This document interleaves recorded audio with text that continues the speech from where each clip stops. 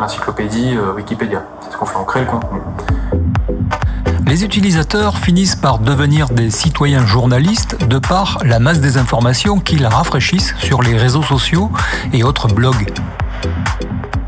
Tout ce journalisme citoyen qui caractérise ces moyens de communication participatifs sont en train de bouleverser les codes de communication. La presse, aujourd'hui, c'est la masse des gens qui vont acheter leur journal.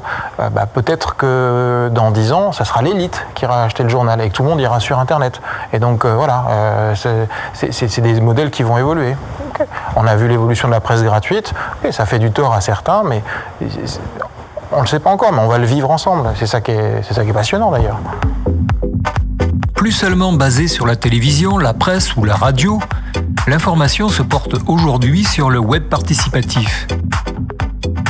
Elle commence également, grâce à la téléphonie mobile, à se propager sur l'Internet mobile.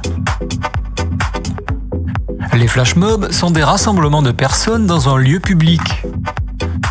Cet événement, organisé au moyen d'Internet, utilise la réactivité de la téléphonie mobile pour déclencher une action de revendication artistique ou de reconnaissance d'un mouvement.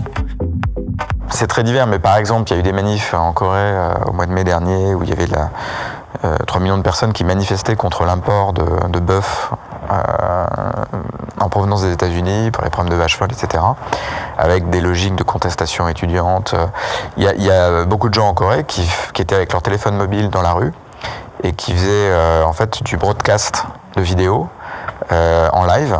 C'est-à-dire qui en gros étaient des reporters communautaires qui filmaient ce qui se passait et qui filmaient la police arrêter les manifestants et qui projetaient ça sur le web en direct.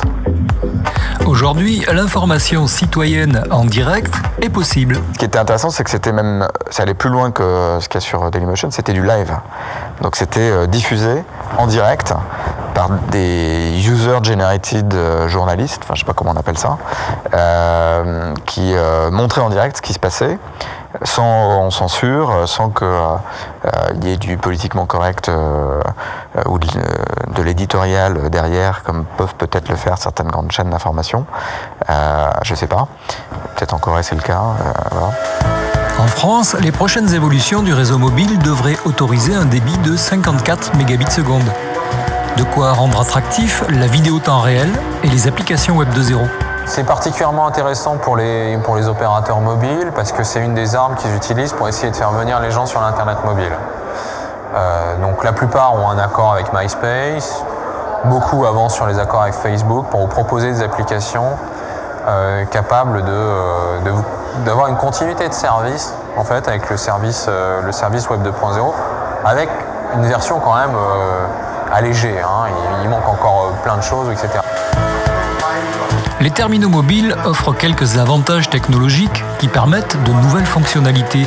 On voit des réseaux sociaux apparaître uniquement sur le mobile, des réseaux sociaux propres au mobile et qui essayent là de capitaliser sur les atouts du mobile qui sont la géolocalisation, c'est-à-dire l'intérêt d'avoir un réseau social sur mobile, c'est de savoir où sont mes amis, de savoir est-ce qu'il y a des gens que je connais là où je suis en ce moment, c'est aussi avoir sur tel lieu, avoir des informations postées par d'autres personnes, des photos, des commentaires, des lieux intéressants à visiter, des bons restos, etc.